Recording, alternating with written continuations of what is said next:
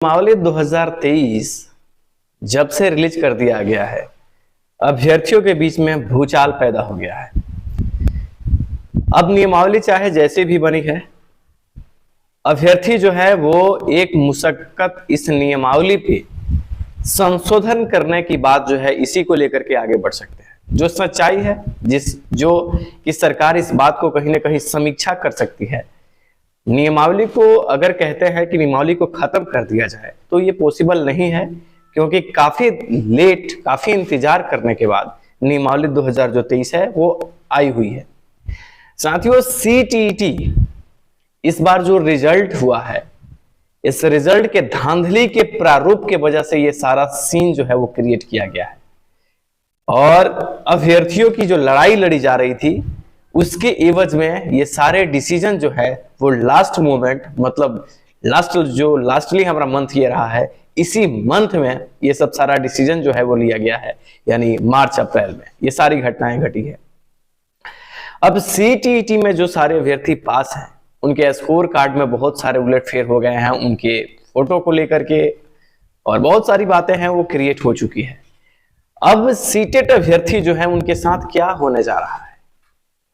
CTET अभ्यर्थी जो है वो एकजुट फिर हो रहे हैं और उनकी एक अच्छी पहल ये कही जा सकती है कि नियमावली में संशोधन कराने की आप बात कीजिए।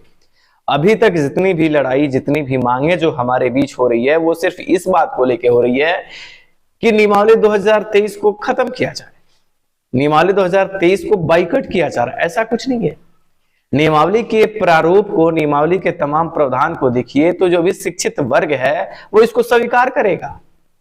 आप शिक्षित अभ्यर्थी हैं, एसटीटी 19 वाले हैं, आपको रैंक दिया गया है तो आप इसके अगेंस्ट हैं और होने भी चाहिए।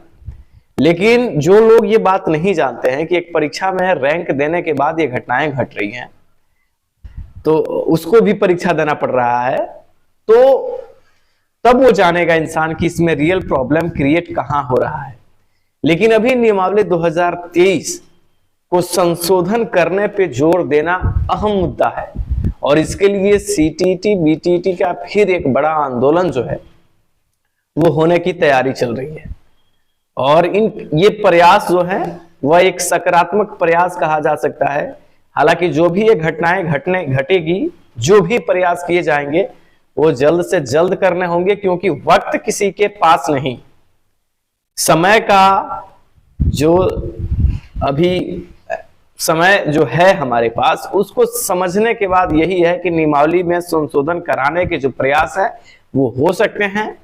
और सीटीईटी जो रिजल्ट जिस प्रकार से फर्जीवाड़ा हुआ है पैसे के खेल में, अब ये सवाल पैदा हो गया है, क्योंकि जो फोटो वहां पे दिखाई जा रहे हैं तो फोटो में बहुत सारे कंट्रोवर्सी है। एग्जाम सेंटर पे कौन बैठा है, नाम किसका है, ये सारे बहुत सारे लूप होल आए हुए हैं और इन्हीं वजहों से नियमावली 2023 जो आई है।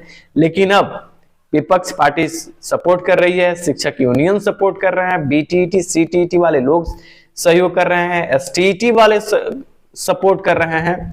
तो संशोधन करने की बातें हैं, इसको आप आगे बढ़ाइए और जो आंदोलन, जो डेट तय हो रहा है, और रेगुलर बेस पे आंदोलन कीजिए, एक दिन नहीं।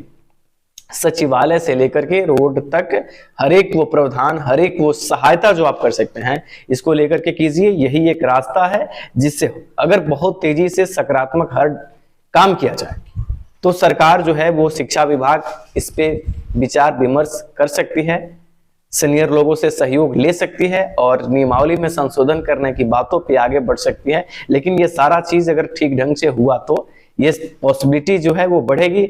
विपक्ष पार्टी, कुछ ऐसे भी लोग हैं जो महागठबंधन सरकार में रहने के बावजूद भी वो सपोर्ट कर रहे हैं कि नियमावली में संशोधन होना चाहिए। तो इन प्रावधान को शिक्षक अभ्यर्थियों को इस पे ज्यादा सपोर्ट करनी चाहिए और नियमावली 2023 में संशोधन की संभावना बढ़ जाएगी अगर सभी लोग सही डायरेक्शन में काम करें।